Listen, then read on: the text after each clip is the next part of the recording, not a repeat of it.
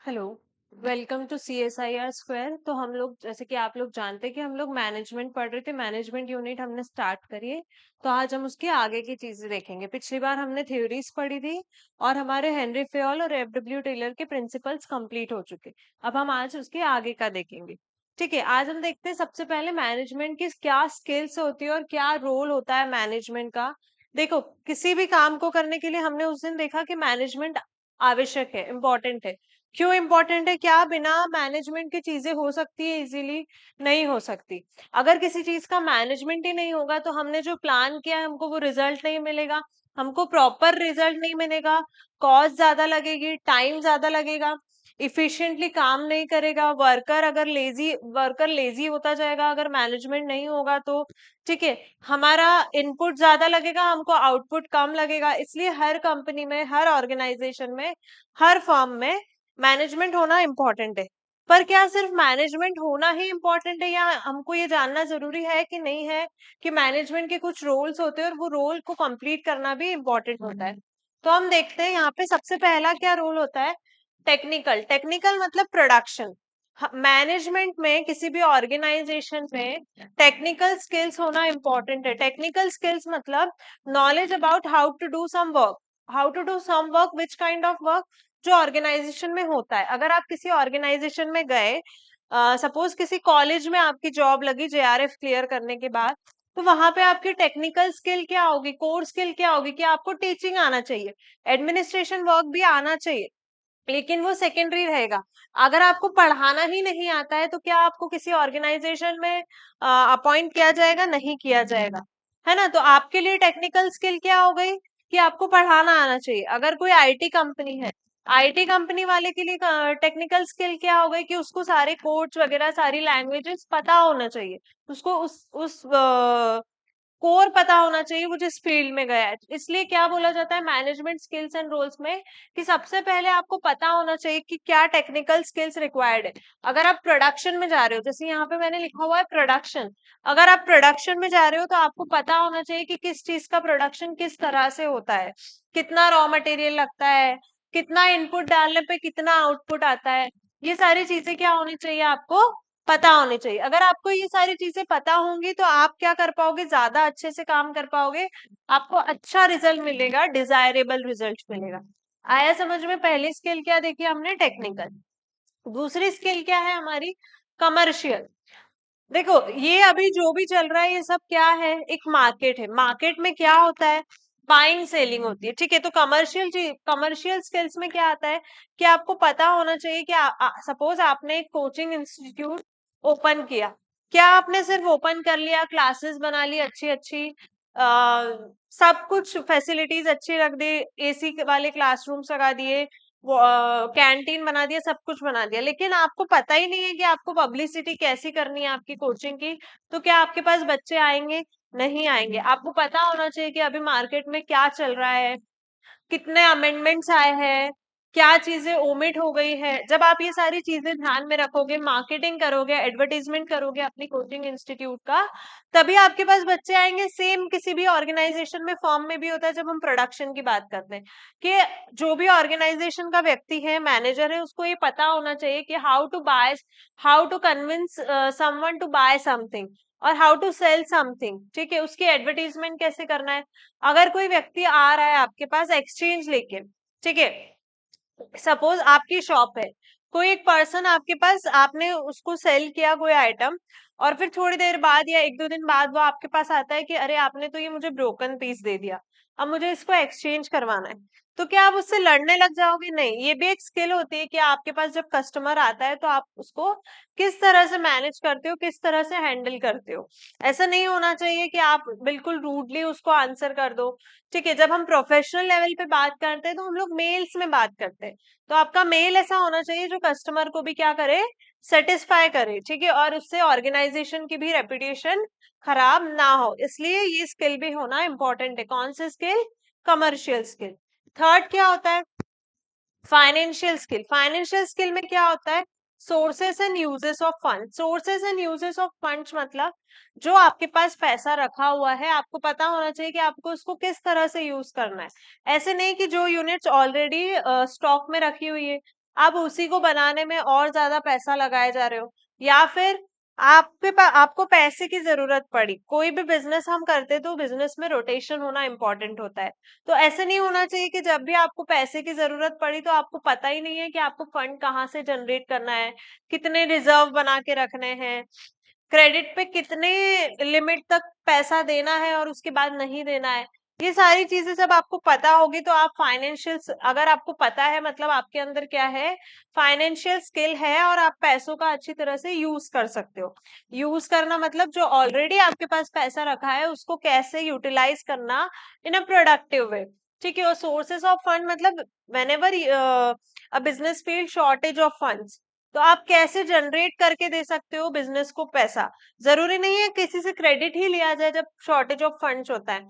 आप क्या कर सकते हो, किसी प्रोडक्ट की सेल बढ़ा सकते हो, थोड़ी उसकी प्राइस बढ़ा सकते हो, सेलिंग प्राइस, कुछ ऑफर डिस्काउंट दे के, और ज्यादा से ज्यादा डिस्काउंट देते हैं तो क्या होता है, सेल बढ़ जाती है। सेल चालू कर सकते हो, सेल मतलब ये वाला सेल जो सेल लगती है चीजों की।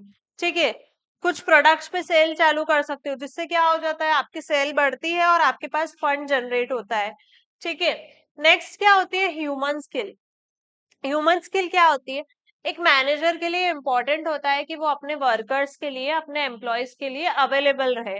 अवेलेबल रहे एज एन ऐसे नहीं कि वो रात को 10 बजे फोन कर रहे हैं आपको कि सर क्या क्या नहीं। अवेलेबल रहने का मतलब होता है कि अगर किसी वर्कर को कोई प्रॉब्लम होती है तो उसको सुने, समझे, इंस्टेड ऑफ कि उसको हमेशा उसकी प्रॉब्लम्स के लिए उसे ही गलत बोला जाए या उसकी प्रॉब्लम्स को इग्नोर ही किया जाए। मैनेजर का बिहेवियर कभी भी ऐसा नहीं होना चाहिए कि वर्कर्स को या एम्प्लॉयज को ये फील आने लग जाए कि ये मैनेजर सिर्फ खुद का प्रॉफिट चाहता है। उसको एम्प्लॉय के वेलफेयर पे भी ध्यान देना चाहिए। ठीक है, अगर कुछ कोई व्यक्ति प्रॉब्लम में है, suppose problem as in financial problem नहीं, किसी के यहाँ डेथ हो गई है, सपोज किसी की मदर चली गई है, तो मैनेजर को इतना इनसेंसिटिव नहीं होना चाहिए कि उसके बाद भी उसको ये बोले कि नहीं आपको तो काम पे आना ही पड़ेगा। ठीक है, ये सारी चीजें किस में आती है, ह्यूमन स्किल में।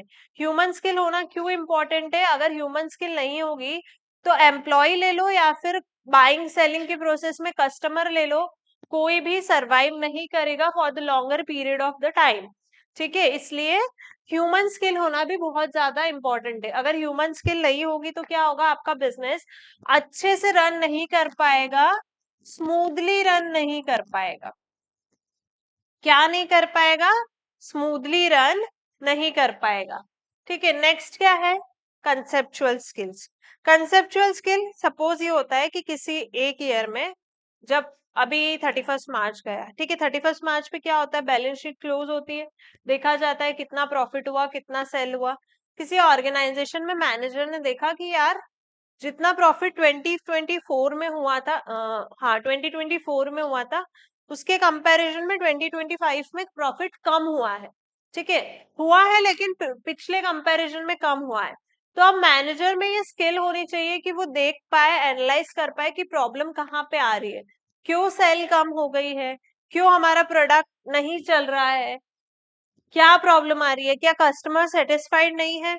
अगर कस्टमर सेटिस्फाइड नहीं है तो फिर क्या कॉम्पिटिटर से ज्यादा सेटिस्फाइड है, क्या कॉम्पिट उसको पता होना चाहिए कि उसका कॉम्पिटिटर ज्यादा मार्जिन पे, ऐसा तो नहीं है कि हम कॉम्पिटिटर के कंपैरिजन में बहुत ज्यादा मार्जिन पे प्रोडक्ट सेल कर रहे हैं, कॉम्पिटिटर जो है बहुत कम प्राइस पे सेल कर रहा है सम सेम प्रोडक्ट, इसलिए उसके पास लोग ज्यादा जा रहे हैं। तो ये सारी क्या होती है, एनालाइजिंग स्किल होती है। जब भी एक मैनेजर को ये कंसेप्चुअल स्किल आ जाती है, इसका मतलब क्या है कि वो एक अच्छा मैनेजर है। ठीक है, और वो चीजों को सॉल्व करना जानता है। ठीक है, नेक्स्ट क्या है हमारी, डिजाइन स्किल। डिजाइन स्किल क्या होती है, manager should not only see the problem but also come up with the solutions. अब मैनेजर ने यहाँ पे कंसेप्चुअल स्किल में प्रॉब्लम को तो एनालाइज कर लिया, बट प्रॉब्लम को एनालाइज करके वो सिर्फ प्रॉब्लम ही डिस्कस कर रहा है, हर किसी को जा जाके यही बोल रहा है कि अरे भाई हमारी तो सेल पिछले साल ज्यादा हुई थी, इस साल तो बहुत कम हो गई है। एम्प्लॉयज पे प्रेशर डाल रहा है, एम्प्लॉयज को चिल्ला रहा है, ओवर टाइम करवा रहा है उनसे। बट क्या मैनेजर ये एनालाइज नहीं कर रहा है कि सेल किस वजह से कम हुई है, शायद हम लोग बहुत ज्यादा मार्जिन रख रहे हैं कॉम्पिटिटर कम प्राइस पे सेल कर रहा है, इसलिए सेल कम हो गई है। तो हमको भी थोड़ी कॉस्ट कम करके और फिर सेलिंग प्राइस भी क्या करनी चाहिए, कम करनी चाहिए। जब हम सेलिंग प्राइस कम करेंगे तो अपने आप कस्टमर अट्रैक्ट होगा। या फिर हमको एक ही पॉलिसी नहीं चलानी चाहिए। प्रोडक्ट्स जो हम सेल कर रहे हैं उसमें क्या आना चाहिए, इनोवेशन आते रहना चाहिए। ठीक है, मार्केट के ट्रेंड को एनालाइज करना आना चाहिए। ये सारी चीजें किस में आएगी, डिजाइन स्किल में, जिसमें मैनेजर क्या करता है, सॉल्यूशन के साथ आता है कि ठीक है, सेल हो गई कम, कोई दिक्कत नहीं है, अब 2026 में हमारी ये प्लानिंग रहेगी और इस हिसाब से हम सेल करेंगे, ताकि हमारा ऑर्गेनाइजेशन क्या चले, स्मूथली चले और ऑर्गेनाइजेशन को प्रॉफिट होता रहे। तो ये क्या थी हमारी मैनेजमेंट स्किल्स और मैनेजर के रोल। ठीक है,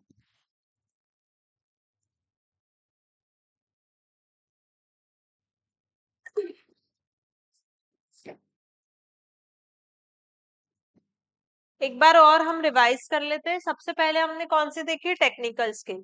टेक्निकल स्किल में क्या आता है, प्रोडक्शन, मतलब जो काम आप कर रहे हो, जिस कोर कोर वर्क के लिए, जिसके लिए आपको अपॉइंट किया गया है, आपके पास उसका सफिशिएंट नॉलेज होना चाहिए, अच्छा नॉलेज होना चाहिए, प्रॉपर नॉलेज होना चाहिए। आपको पता होना चाहिए कि कौन सा काम किस तरह से किया जाता है, उसको बोला जाता है टेक्निकल स्किल। नेक्स्ट क्या होती है, कमर्शियल स्किल। कमर्शियल स्किल्स मतलब आपको पता होना चाहिए कि कस्टमर को कैसे अट्रैक्ट किया जाता है, कैसे कन्विंस किया जाता है to buy the product of the company. ठीक है, कैसे प्रोडक्ट को सेल किया जाता है, क्या क्या टेक्निक्स लगानी पड़ती है। ठीक है, कितना एडवर्टीजमेंट करना पड़ता है, कितनी पब्लिसिटी करनी पड़ती है, अगर एक्सचेंज का कोई इशू है तो किस तरह से सॉल्व किया जाता है। ये सारी चीजें किसमें आती है, कमर्शियल स्किल्स में। नेक्स्ट हमने क्या पढ़ा, फाइनेंशियल। फाइनेंशियल मतलब आपको पता होना चाहिए कि अगर कोई कंपनी फाइनेंशियल क्राइसिस फेस कर रही है तो उसको कैसे रिजॉल्व करना है, कहाँ से फंड जनरेट कर रहा है, या फिर कंपनी के पास कोई सरप्लस अमाउंट है तो उसको कहाँ इन्वेस्ट करना है, किस प्रोडक्ट में इन्वेस्ट करना है, या फिर अगर सभी प्रोडक्ट्स का मैन्युफैक्चरिंग वगैरह अच्छा चल रहा है तो और कहाँ वो इन्वेस्ट कर सकता है, जिससे बिजनेस को क्या हो, रेवेन्यू जनरेट हो। इसको बोला जाता है फाइनेंशियल स्किल। ह्यूमन स्किल का मतलब क्या होता है कि जब भी किसी वर्कर को जेन्युइनली नीड होती है तो मैनेजर क्या रहे, उसके लिए खड़ा रहे, उसकी प्रॉब्लम सॉल्व करे या उन्हें सुने। इसको बोला जाता है ह्यूमन स्किल। ह्यूमन स्किल्स मतलब एम्प्लॉय को ये फील आता है कि जहां वो काम कर रहा है वो जगह उसके लिए सेफ है, उसका सिर्फ उसको सिर्फ यूज नहीं किया जा रहा है वहां पे for the benefit of the organization और for the benefit of the manager only. ठीक है, नेक्स्ट क्या होती है, कंसेप्चुअल स्किल्स। कंसेप्चुअल स्किल्स में क्या आता है कि मैनेजर को क्या करते आना चाहिए, प्रॉब्लम को एनालाइज करते आना चाहिए। जैसे मैंने क्या एग्जांपल दिया था, सपोज लास्ट ईयर सेल ज्यादा हुई थी, इस साल सेल कम हुई, हमने 31 मार्च के बाद हमको ये बैलेंस शीट से पता चला। तो अगर सेल कम हुई है तो क्यों हुई है, किस वजह से हुई है, इन चीजों का पता लगाने को क्या बोला जाता है, एनालाइज द प्रॉब्लम। नेक्स्ट क्या है, डिजाइन स्किल। डिजाइन स्किल में क्या बोला जाता है कि मैनेजर ने सिर्फ प्रॉब्लम पे फोकस नहीं करना चाहिए, उसके सोल्यूशन पे फोकस करना चाहिए और सोल्यूशन लेके आना चाहिए। ठीक है, ऐसा नहीं होना चाहिए कि मैनेजर प्रॉब्लम पे फोकस करके और सिर्फ उसी पे बात कर रहा है और सोल्यूशन पे बात नहीं कर रहा है। इसको बोला जाता है डिजाइन स्किल। आया समझ में इतना। अब नेक्स्ट हम कुछ दो क्वेश्चंस करते हैं। ठीक है, क्या क्वेश्चन है first, which of the following is not true about the functions of management process. इनमें से कौन सा सही नहीं है, किस बारे में, मैनेजमेंट प्रोसेस के फंक्शन के बारे में। इन शॉर्ट, इनमें से क्या मैनेजमेंट का फंक्शन नहीं है। पहला देखते हैं, it is a goal oriented process. ये मैंने आपको पहले भी बताया था कि मैनेजमेंट जब भी करा जाता है तो सबसे पहले क्या किया जाता है, गोल निर्धारित किया जाता है। मैंने फर्स्ट लेक्चर में आपको बताया था कि जब आपने डिसाइड किया होगा कि आपको इस फील्ड में आना है तो आपने सबसे पहले गोल डिसाइड किया होगा कि हमको क्या करना है, नेट क्लियर करना है, जेआरएफ क्लियर करना है, असिस्टेंट प्रोफेसर बनना है, या फिर पीएचडी क्वालिफाइड होना है, नाम के आगे डॉक्टर चाहिए। तो ये क्या है, एक आपका गोल है, तो ये किसके अंदर आता है, मैनेजमेंट के अंदर। उसके बाद ही आपने चीजों को मैनेज किया होगा। तो क्या मैनेजमेंट गोल ओरिएंटेड प्रोसेस है, तो है। क्वेश्चन में क्या क्या पूछा गया है, नॉट ट्रू। अब सेकंड क्या है, it is a multi dimensional process. हाँ, मल्टी डायमेंशनल है। बहुत सारे डायमेंशन होते हैं, एक रास्ते पे चल के क्या मैनेजमेंट को इफिशिएंटली मैनेजमेंट रन कर सकता है? नहीं कर सकता। तो ये भी है, करेक्ट है, management is a multi dimensional process. Next क्या है? It is a group activity. हाँ, मैनेजमेंट ग्रुप एक्टिविटी है। क्या कोई एक व्यक्ति और किसी ऑर्गेनाइजेशन को या फर्म को या कंपनी को रन कर सकता है? नहीं कर सकता, तो ये भी सही है। नेक्स्ट क्या है? It is a random process. क्या मैनेजमेंट रैंडम प्रोसेस है? नहीं, it is a continuous process. तो कौन सा आंसर करेक्ट होगा? ये वाला। क्यों? क्योंकि management is a continuous process. ठीक है। नेक्स्ट क्या है? Who is the father of administrative management theories? ये मैंने जिस दिन हमने लास्ट लेक्चर में जब थियरीज पढ़ाई थी उसमें भी बताया था। Who is the father of management administrative theory? तो कौन है फादर? Henry Fayol. कौन नहीं है? हेनरी गैंट नहीं है, फ्रैंक गिलब्रेथ भी नहीं है, और मैक्स वेबर भी नहीं है। तो कौन है father of administrative management theory? Henry Fayol. ठीक है, आया समझ में? नेक्स्ट, नेक्स्ट क्या है? फंक्शंस ऑफ द मैनेजमेंट, मतलब मैनेजमेंट किस तरह से कार्य करता है। अब इसमें बहुत सारे अलग अलग रोल थे, अलग अलग ऑथर्स थे जिन्होंने मैनेजमेंट के फंक्शंस को बताया है। सबसे पहले कौन थे? Henry Fayol. हेनरी फेयोल ने बहुत इजीली 5 फंक्शंस बताए थे: planning, organising, commanding, coordinating and controlling. कैसे याद रखेंगे? PO3C इसको बोला। ये किसके किसने दिए थे ये फंक्शन? हेनरी फेयोल ने दिए थे। एक मिनट, एक्सक्यूज।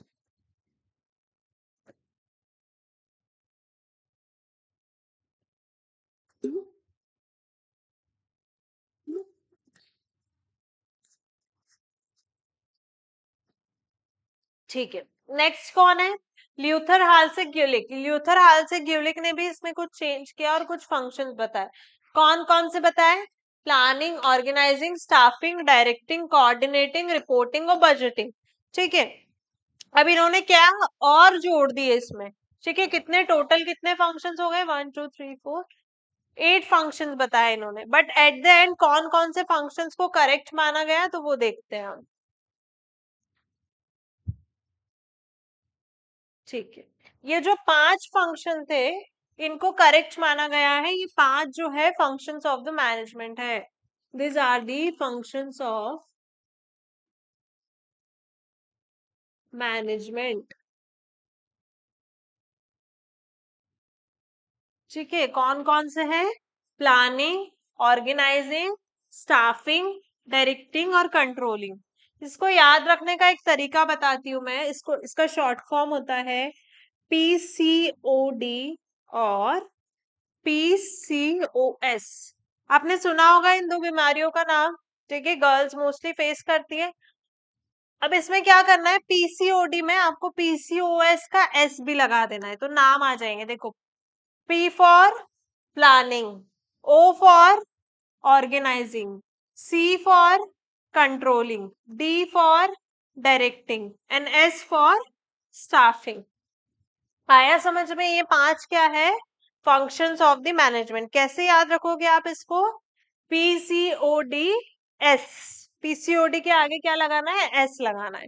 ठीक है, अब एक एक चीज को हम समझते हैं। सबसे पहले क्या होता है? प्लानिंग। प्लानिंग मतलब क्या होता है? What is to be done, how it is to be done and when it is to be done. मतलब सबसे पहले तो आपको ये प्लान करना होता है कि आपको करना क्या है। सपोज कुछ एक एग्जाम्पल लेते हैं अपन। आप सोच रहे हो कि यार आप ठीक है, एक जॉब तो कर ही रहे हो बट उसमें मजा नहीं आ रहा है। आपको खुद का कुछ तो करना है। कुछ तो करना है, मतलब क्या करना है? कोई बिजनेस स्टार्ट करना है। तो क्या बिजनेस स्टार्ट करना है? ये क्या होगा? या किसके किसके अंडर आएगा ये? प्लानिंग के अंडर। तो सबसे पहले आप क्या सोचोगे कि यार मुझे कौन सा बिजनेस स्टार्ट करना चाहिए, क्या स्टार्ट करना चाहिए, ऐसा क्या करूं मैं जिससे मेरा बिजनेस स्टार्टिंग से अच्छा चले, मुझे अच्छा रेवेन्यू जनरेट हो, मेरा बिजनेस फ्लॉप ना हो। ये किस में आएगा? What is to be done. ठीक है, अब आपने सोच लिया कि यार मुझे कोई बिजनेस सोच लिया आपने। जैसे हम लोग सोचते हैं, क्या बिजनेस सोचा आप लोगों ने? Suppose coaching institute. ठीक है, आप क्या खोल रहे हो? एक इंस्टीट्यूट खोलने का सोच रहे हो। इंस्टीट्यूट हो। अब ये तो डिसाइड हो गया what is to be done. Next क्या है, how it is to be done. अब क्या कोचिंग इंस्टीट्यूट ऐसे ही खुल जाएगी? नहीं, आपको उसके लिए बच्चे एडवर्टीजमेंट करना पड़ेगा, जगह देखनी पड़ेगी कहाँ पे खोलना है, कैपिटल देखनी पड़ेगी कि क्या कोचिंग इंस्टीट्यूट खोलने के लिए आपके पास कैपिटल है या नहीं है, क्या वो लोकेशन देखनी पड़ेगी कि जिस लोकेशन में आप, जिस एरिया में आप कोचिंग या इंस्टीट्यूट ओपन करने का सोच रहे हो कि क्या वहां पे बच्चे आ पाएंगे इजीली, कन्वीनियंस अवेलेबल है कि नहीं, वहां से बस सिटी बस वगैरह चलती है कि नहीं ताकि बच्चे इजीली ट्रेवल कर पाए। ठीक है, ऐसा तो नहीं है कि बहुत किसी ऐसे एरिया में है जहाँ पे लोगों का आना जाना ही नहीं है, तो गर्ल्स के लिए वो आना सेफ रहेगा कि नहीं रहेगा। ऐसा तो नहीं है कि आपको रेंट बहुत ज्यादा पे करना पड़ रहा है। How it is to be done, आप कहाँ से फर्नीचर बनवाओगे, कैसे बनवाओगे, कितनी क्लास आपको रखनी है, फैकल्टीज को अरेंज करना, ये सारी चीजें किसमें आएगी, प्लानिंग में आएगी। How it is to be done में क्या आएगी, ये सारी चीजें। फैकल्टीज कैसे मैनेज करोगे आप, टाइमिंग कैसे मैनेज करोगे। ऐसा टाइमिंग नहीं होना चाहिए कि कॉलेज के बच्चों का टाइमिंग और आपकी कोचिंग का टाइमिंग क्लैश हो। इस वजह से क्या होगा, अगर सेम टाइमिंग होगा तो जो बच्चे कॉलेज जाते होंगे वो क्लास अटेंड नहीं कर पाएंगे। अगर आपको ऑनलाइन भी रखनी है, ऑफलाइन के साथ साथ ऑनलाइन क्लास भी रखनी है, तो आपको क्या देखना पड़ेगा कि आपको कोई ऐप बनवाना पड़ेगा जिससे बच्चे ऑफलाइन, जो बच्चे ऑफलाइन है वो तो देख ही पाए, कहीं दूर किसी दूसरे शहर में कोई बच्चा है तो वो ऑनलाइन भी देख पाए। तो ये सब किस में आएगा, how it is to be done. अब आपने सब कुछ डिसाइड कर लिया, क्या करना है ये डिसाइड कर लिया कि कोचिंग इंस्टीट्यूट खोलना है। Second, how it is to be done, कैसे करना है, आपने फैकल्टीज अरेंज कर ली, जगह देख ली, रेंट भी आपको सही लगा जहाँ पे आप कोचिंग इंस्टीट्यूट ओपन कर रहे हो, लोकेशन देख लिया आपने, फर्नीचर अरेंज कर लिया, उसके अलावा जो जो रिसोर्सेस लगते हैं, कैमरा हो गया, बोर्ड हो गया, डायस हो गया, सारी चीजें आपने अरेंज कर ली। अब आप क्या सोचोगे, when it is to be done, मुझे कब ओपन करनी चाहिए ताकि क्या हो, ज्यादा से ज्यादा बच्चे स्टार्टिंग से आए। तो आप कब ओपन करोगे, सपोज जून में, जुलाई में एग्जाम होती है आपकी और एक होती है दिसंबर जनवरी, तो आप कब ओपन करोगे, या तो फरवरी मार्च के आसपास, ताकि एग्जाम के बाद बच्चे क्या करते हैं, कोचिंग ज्वाइन करते हैं, या फिर इधर क्योंकि उनको टेंशन होता है कि हमारा क्लियर नहीं हुआ भाई, घर में पढ़ बैठ के तो पढ़ाई हो नहीं पा रही है। ठीक है, या फिर कब ज्वाइन करते हैं, इधर अगस्त सितंबर में ज्वाइन करते हैं। ठीक है, तो आपको ऐसे टाइम पे ओपन करनी होगी कोचिंग इंस्टीट्यूट जब बच्चे क्या है, आपके पास ज्यादा से ज्यादा बच्चे आ सके। तो इसको क्या बोला जाता है, ये मैंने क्यों दिया इतना डिटेल एग्जाम्पल, ताकि आपको पता चले कि प्लानिंग किस तरह से की जाती है या प्लानिंग क्या होती है। मैंने यहाँ पे कोचिंग इंस्टीट्यूट का एग्जाम्पल दिया, आपने, अगर हम एक कोई ऐसा छोटा सा एग्जाम्पल है, जब आप कोई ट्रिप प्लान करते हो, फिर वो फैमिली ट्रिप हो गई या फ्रेंड्स के साथ जाना है या अपने स्पाउस के साथ जाना है, तब भी आप क्या करते हो, प्लानिंग करते हो कि अच्छा हम यहाँ से पहले यहाँ जाएंगे, फिर यहाँ पे स्टे लेंगे, पहले से होटल्स वगैरह की बुकिंग करते हो। ठीक है, जहां आपको घूमने जाना है, अगर वहां पे कोई राइड वगैरह लेनी पड़ती है तो वहां की बुकिंग करते हो। अगर आप किसी मरीन वाली जगह पे जा रहे हो, पानी वाली जगह पे जा रहे हो, आपको वहां स्काई ड्राइविंग करनी, कुछ भी करना है, तो हर चीज की आप बुकिंग पहले से करके जाते हो। क्यों, आने जाने की टिकट्स करवा के जाते हो, ऐसा क्यों करते हो, ताकि आपको कोई भी लास्ट मोमेंट पे दिक्कत ना हो। प्लानिंग, सारी चीजें आपकी आपकी ट्रिप क्या हो, स्मूथली चली जाए, आपको कोई प्रॉब्लम ना हो। इसीलिए ऑर्गेनाइजेशन में भी प्लानिंग की जाती है, क्यों की जाती है, ताकि ऑर्गेनाइजेशन स्मूथली रन करे। ठीक है, स्मूथली रन करेगा तो वर्कर्स, एम्प्लॉयज भी हैप्पी रहेंगे और एम्प्लॉयर भी हैप्पी रहेगा और ऑर्गेनाइजेशन में ज्यादा से ज्यादा रेवेन्यू जनरेट होगा। क्या प्लानिंग सिर्फ पहले की प्लानिंग क्या सिर्फ पहले की जाती है? नहीं, प्लानिंग बाद में भी की जाती है, बाद की भी की जाती है, बाद में की जाती है की जगह मैं ये कहूंगी कि बाद की भी की जाती है। अब अभी तक हमने क्या प्लानिंग करी थी कि ऑर्गेनाइजेशन को ओपन कब तक करना है, ये लास्ट स्टेज था। इसके बाद क्या हो गया, आप कुछ नहीं, नहीं ऐसे नहीं होता है, आपको हर चीज की प्लानिंग करनी पड़ती है कि आपके पास एक बैच में कितने बच्चे आने चाहिए, तब जाके आपने जो फैकल्टी हायर करी है उनकी सैलरी निकल जाए। ठीक है, उसके अलावा आपका इलेक्ट्रिसिटी एक्सपेंस निकल जाए। ठीक है, इलेक्ट्रिसिटी एक्सपेंस निकल जाए, उसके अलावा आपके जो अदर एक्सपेंसेस हो रहे हैं, मार्कर के पैसे और भी छोटे छोटे मिसलेनियस एक्सपेंसेस है वो सारे निकल जाए, और इसके बाद भी ये सारे एक्सपेंसेस कवर होने के बाद भी आपको क्या हो जाए, प्रॉफिट बचे, आपका मार्जिन भी निकल जाए। इस तरह से आपको प्लान करना पड़ेगा कि सपोज एक बैच में अगर 40 बच्चे आएंगे तो मेरी फैकल्टी की सैलरी भी निकल जाएगी, मेरा इलेक्ट्रिसिटी एक्सपेंस भी निकल जाएगा, मेरे मिसलेनियस एक्सपेंस भी निकल जाएंगे, और मुझे क्या हो जाएगा, प्रॉफिट भी हो जाएगा। तो ये आपने कब की प्लानिंग करी, बाद की, कि जब मैंने ऑर्गेनाइजेशन ओपन कर लिया तो उसके बाद क्या होगा, ठीक है। इसलिए प्लानिंग के लिए भी बोला जाता है planning is a continuous process, planning is a vast process, ठीक है। नेक्स्ट हमने क्या देखा, ऑर्गेनाइजिंग। ऑर्गेनाइजिंग का क्या मतलब होता है कि चीजों को आप कितनी अच्छी तरह से कर सकते हो, ऑर्गेनाइज किस तरह से कर सकते हो, उसको बोला जाता है ऑर्गेनाइजिंग। ऑर्गेनाइजिंग मतलब structuring the function, structuring the duty, establishing the authority. क्या होता है ऑर्गेनाइजिंग का मतलब, structuring the function, structuring duties,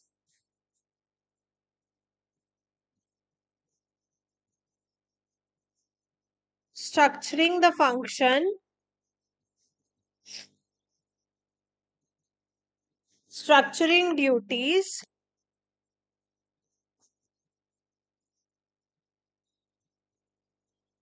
organising the authorities.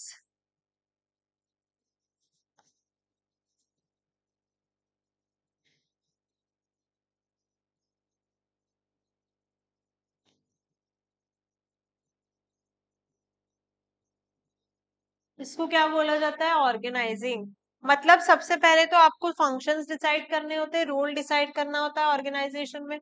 उसके बाद किसकी क्या ड्यूटी होगी, लोअर लेवल एम्प्लॉय की क्या ड्यूटी होगी, मैनेजर की क्या ड्यूटी होगी, नॉर्मल एम्प्लॉयज की क्या ड्यूटी होगी, प्रोडक्शन डिपार्टमेंट की क्या ड्यूटी होगी, मार्केटिंग डिपार्टमेंट की क्या ड्यूटी होगी, ये सब क्या होता है, ये सब डेलीगेट करना, इसको बोला जाता है स्ट्रक्चरिंग द ड्यूटीज, और ये किसके अंदर आता है, ऑर्गेनाइजिंग के अंदर। नेक्स्ट क्या होता है, ऑर्गेनाइजिंग द अथॉरिटीज, जिसके पास जो पावर है उसको ऑर्गेनाइज करना, उनको समझाना कि आपको पावर का मिसयूज नहीं करना है, आपके पास जो पावर है आपको उसको पॉजिटिव वे में उसका यूज करना है, ठीक है, आपको उसका मिसयूज नहीं करना है, ठीक है, या फिर ओवर यूज भी नहीं करना है, और आपको उसका यूज सिर्फ ऑर्गेनाइजेशन की ग्रोथ के लिए करना है, अपने पर्सनल बेनिफिट के लिए नहीं करना है। ये सारी चीजें किस में आती है, ऑर्गेनाइजिंग में। ऑर्गेनाइजिंग को क्या बोला जाता है, organisation is also called, organising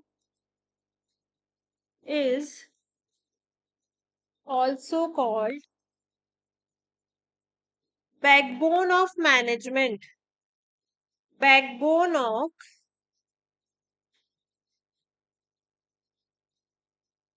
management. आया समझ में। अभी जैसे प्लानिंग में हमने तीन चीजें पढ़ी थी, what is to be done, how is to be done and when is to be done, ये इंपॉर्टेंट था।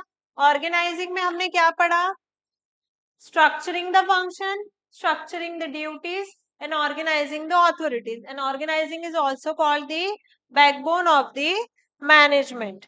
ठीक है। अब नेक्स्ट क्या है, स्टाफिंग। स्टाफिंग का मतलब क्या होता है, स्टाफिंग का मतलब क्या होता है,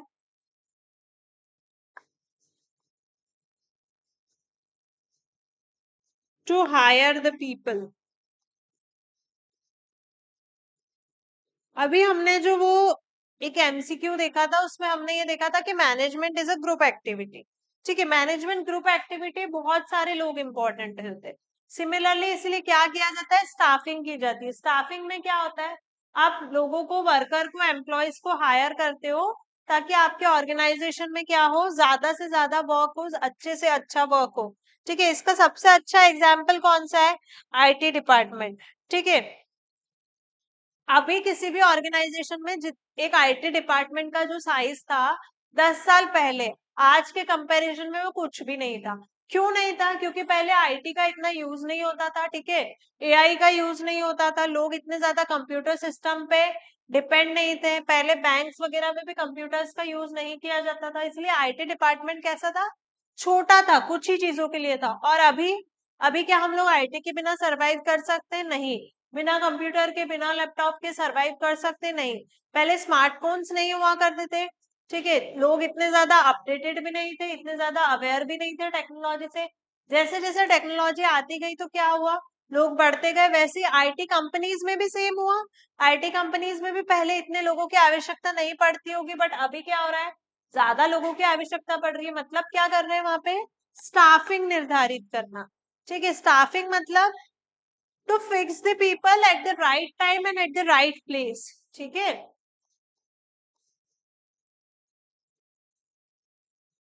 to fix the right number of people, right number of people at the right time and at the right place।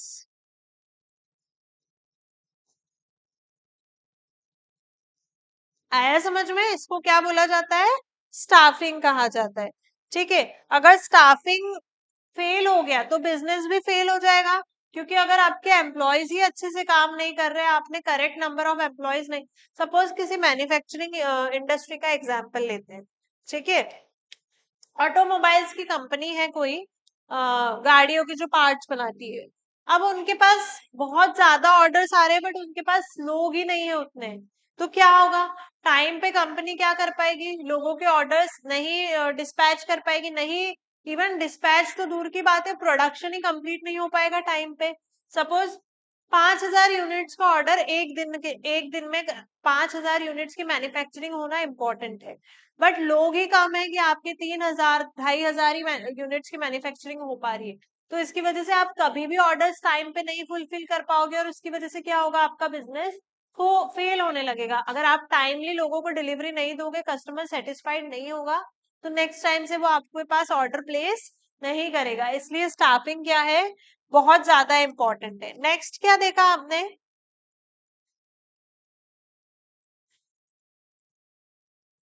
Directing. Directing मतलब क्या होता है, लीडिंग। ठीक है, इस फंक्शन में मैनेजमेंट का बहुत ज्यादा इंपॉर्टेंट रोल होता है। ठीक है, डायरेक्टिंग या लीडिंग मतलब क्या होता है, अपॉइंटमेंट ऑफ इंडिविजुअल। ठीक है, इसको लीडिंग भी कहा जाता है। डायरेक्टिंग या लीडिंग मतलब क्या होता है, मैनेजर क्या करता है, किसी एक इंडिविजुअल को अपॉइंट करता है और उसको उसका जॉब, उसका रोल एक्सप्लेन करता है, ताकि हर एक individual, every individual should perform efficiently. ठीक है, अच्छे से काम कर पाएगा। और ये किसका काम होता है, मैनेजर का। क्या सिर्फ अपॉइंटमेंट ही होता है? नहीं। उसके बाद क्या होता है, जब भी कोई एम्प्लॉय काम कर रहा है तो उसको अगर कुछ प्रॉब्लम आती है, उसको गाइड करना। ठीक है, उसको चीजों को एक्सप्लेन करना, ट्रेनिंग प्रोवाइड करना, अगर उसको कुछ चीज नहीं आ पा रही है तो। इन सबको क्या बोला जाता है, डायरेक्टिंग। स्टार्टिंग में अगर कोई फ्रेशर अपॉइंट हुआ है तो उसको डायरेक्शन दिखाना। ठीक है, उसको चीजों, मार्केट के बारे में समझाना, ऑर्गेनाइजेशन के बारे में समझाना। ये सारी चीज में किस में आती है, डायरेक्टिंग में। अगर कोई मैन्युफैक्चरिंग यूनिट्स है तो उसमें कौन सी चीजें आएगी डायरेक्टिंग में, issuing orders and instructions, guiding and counselling भी इसी में आएगा। किस में आएगा, पहला issuing orders and construction. Second क्या आएगा इसमें, गाइडिंग एंड काउंसलिंग। और नेक्स्ट क्या आएगा, सुपरविजन। सुपरविजन करना भी किसका काम होता है, मैनेजर का। तो डायरेक्टिंग या लीडिंग किसके पर्सपेक्टिव में बात कर रहा है, मैनेजर के पर्सपेक्टिव में बात कर रहा है। तो मैनेजर को ये सारी चीजों का ध्यान रखना है, कि उसको गाइड भी करना है, अगर नहीं आ पा रहा है किसी और, किसी एम्प्लॉय को कुछ प्रॉब्लम आ रही है तो उसको उसको लेके काउंसिल करना। ठीक है, issuing orders, issuing orders as in, अगर कोई मैन्युफैक्चरिंग यूनिट है तो हर दिन एम्प्लॉयज को बताना कि आपको इतने ऑर्डर्स इशू करने हैं। ठीक है, इतना कंस्ट्रक्ट करना है, इतने प्रोडक्ट्स की मैन्युफैक्चरिंग करनी है। अगर कंपनी के नो हाउ में या फिर गवर्नमेंट पॉलिसीज में कोई चेंज आया है तो बाकी एम्प्लॉयज को बताना कि आपको गवर्नमेंट के रूल्स फॉलो करने हैं, एक्सप्लेन करना कि गवर्नमेंट पॉलिसीज में क्या चेंज आया है। ठीक है। सुपरविजन करना, आपने ऑर्डर्स को इशू कर दिया, अब चेक करना कि क्या एम्प्लॉय ढंग से काम कर रहा है या नहीं कर रहा है, वो टाइम को, प्रोडक्ट्स को, रॉ मटेरियल को प्रॉपरली यूटिलाइज कर रहा है कि नहीं कर रहा है। ये सारी चीजें भी किस में आती है, डायरेक्टिंग। नेक्स्ट क्या है, कंट्रोलिंग। ठीक है,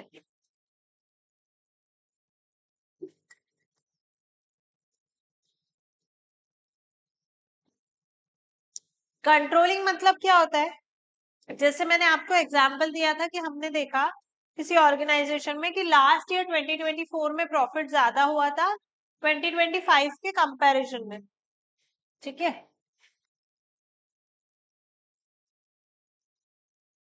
सपोज 2024 में प्रॉफिट हुआ था 256 करोड़, किसी भी एक फर्म का एग्जांपल ले लेते हैं, सपोज एबीसी एंड कंपनी।